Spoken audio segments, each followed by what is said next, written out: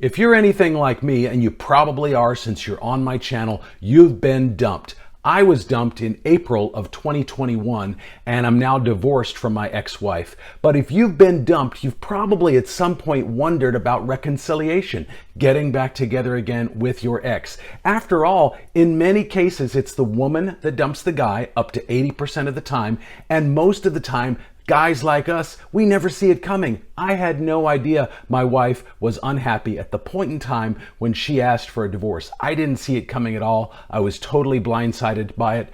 And at one point, I was hoping to reconcile with her. I'm long past that now. But this video is all about why it takes women so long to reconcile after they've dumped you. We're going to talk about why that is. We're going to talk about the average length of time it actually takes an ex to come back to you. We'll look at the actual statistics of how often that happens.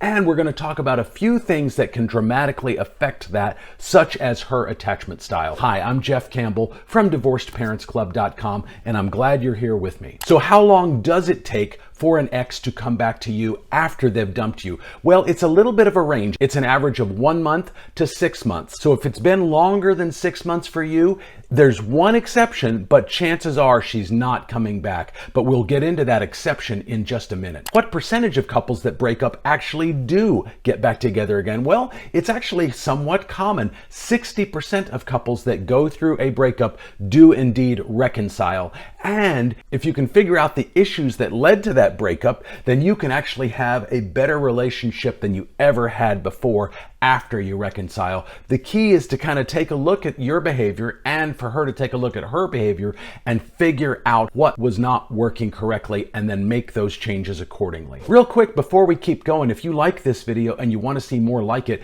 hit that like button, then smash that subscribe button and the bell notification too. And if you have an idea for a future video, leave me that in the comments down below. Now I want to talk about avoidant attachment style. Avoidant attachment style could dramatically affect whether she comes back to you and how long it takes. And there's really two different kinds of avoidance. There's a dismissive avoidant and a fearful avoidant. Ultimately, they are both fearful and afraid of getting too close and being controlled and losing their freedom. But they desperately want love. They desperately want to be in a committed long-term relationship, but they tend to keep everyone at arm's length to avoid getting hurt, usually because of some sort of childhood trauma. They got hurt either by mom or dad or something like that at a young age, and they learned to not trust people. And then that's carried over into adulthood, and the best way to not get hurt is just to kind of not let anyone get too close. I have an anxious attachment style. My ex-wife does indeed have an avoidant attachment style. And ironically, unfortunately, avoidance and anxious attachment style people are often drawn to each other. And so that's a common scenario where the guy is an anxious attachment style,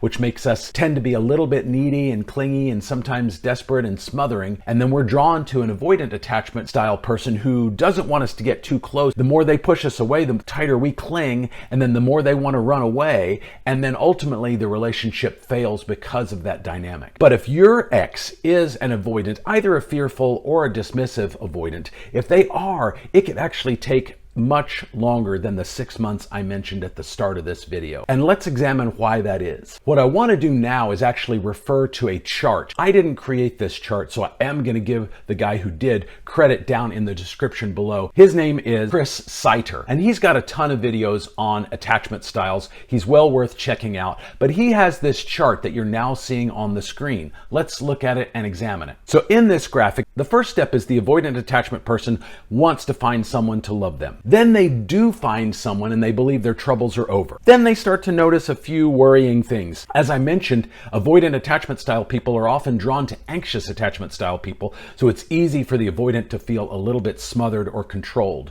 Then they start to ponder, well, I wonder if I would be better off without them. Then they actually do make the decision to leave the relationship. And then they immediately feel relief that they did that after they've left. They feel like they've got their freedom back. They feel like they're no longer being being controlled, and it just is an overwhelming sense of freedom on their part, and they're so happy. Then they start to feel a little bit lonely though. And then they begin to kind of ponder like, well, why does this always happen to me? Am I destined to be alone? That kind of thing. They often will find someone else along the way to kind of fill the void. They do tend to jump from one person to the next, as opposed to going long periods of time in between relationships and having that kind of vulnerable self-exploration. They don't usually do that. They do jump from one person to the next. But at some point, after they've come to that realization of, well, why can't I find the right person? At that point, which could be 1 to 2 years later, they might very well come back to you. They're going to start to see you through rose-colored glasses. They're going to forget about the feeling smothered and controlled and those kinds of things, and they're going to remember the really good times they had with you. They're going to remember how caring and attentive that you were, and they're going to start to miss you. This works especially well if you've basically gone no contact and you're not stalking them on social media, you're not blowing up their phone all the time.